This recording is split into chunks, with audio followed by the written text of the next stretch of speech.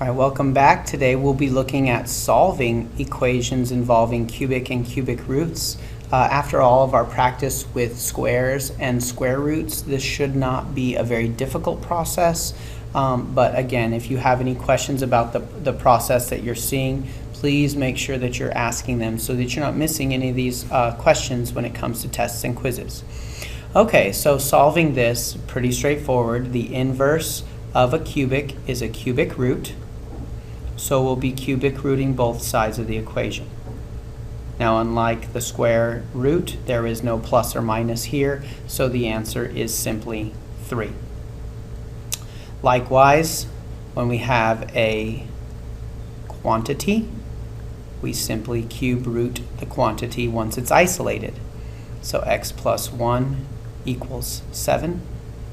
Subtract 1 to both sides, x equals 6. Now what we're going to do is we're going to take a look at solving algebraically and confirming our work with graphing. So the first thing I'm going to do is I'm going to follow order of operations to properly move the 5 and the 4 and the negative 5 from the equation. So order of operations tells me to first move the 5. So I'll be adding that to the other side of the equation. 2x minus 1 equals 8. Dividing both sides by 4, and I get the cubic root of 2x minus 1 equals 2.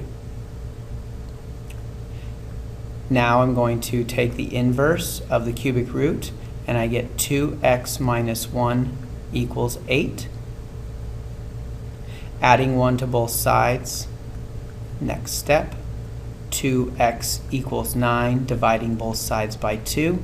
Gives me my final step of my process, x equals 9 halves. Now we're going to have to make sure that we're always checking our solutions. We're getting into the part of the year where graphs behave poorly. You'll find that cubes and cubic roots behave better than their counterparts, squares and square roots, and rationals. But at the same time, it's always good to get in the habit of looking at it from several different points of view, especially for making mistakes in the algebra. So I went ahead and typed in my equation. What's on the left side goes into y1, what's on the right side goes into y2, and I graph it.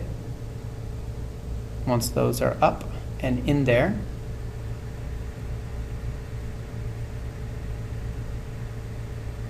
I will be determining and calculating their intersection point. So this time will be second, calculate, number 5, enter, enter, enter.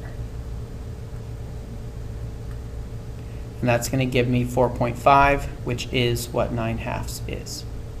All right? Always check to make sure that you're, in fact, doing the correct algebraic reasoning. So I'll just go ahead and sketch this here. And my intersection was there. At that point, 4.5, 3.